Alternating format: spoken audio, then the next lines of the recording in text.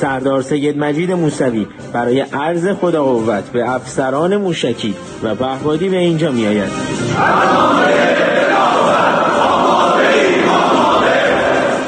یکی از پایگاه‌های موشکی.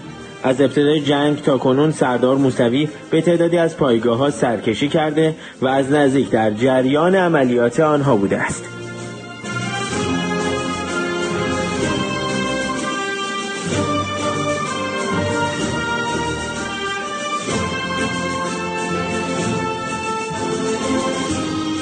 ما از اینکه باز خداوند عنایت کرد و توفیقی داد که بتونیم چهره نورانی شما رو ببینیم، برامون افتخاری است و بر این توفیق مباهات.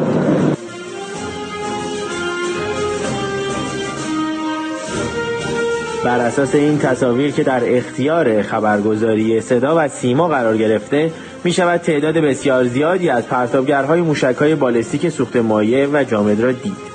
در کنار هزاران فروند پهپاد آماده شلیک.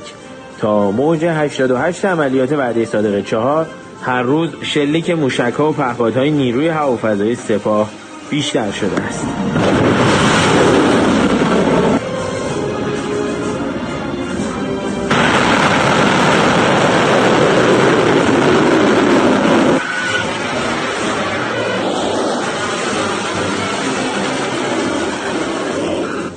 و در هر عملیات فرماندهی تدبیر جدیدی برای موج بعدی عملیات به نیروهایش ابلاغ می کند.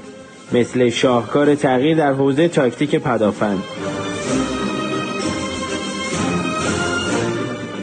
شکست افسانه رادارگریزی جهان F-35. با وجود ادعای ترامپ مبنی بر نابودی توانمندی موشکی و پهپادی ایران، اما تصاویر بازدید فرمانده نیروی هوافضای سپاه از پایگاه‌های زیرزمینی این نیرو در خلال جنگ چیز دیگری را نشان می‌دهد.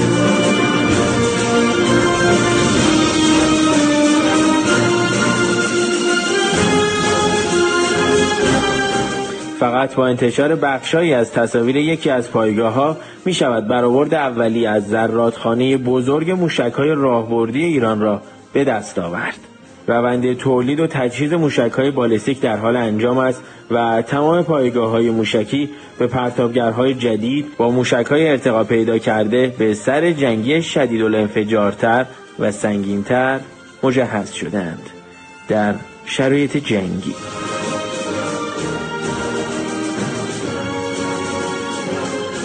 یونس شادلو، خبرگزاری صدا و سیما.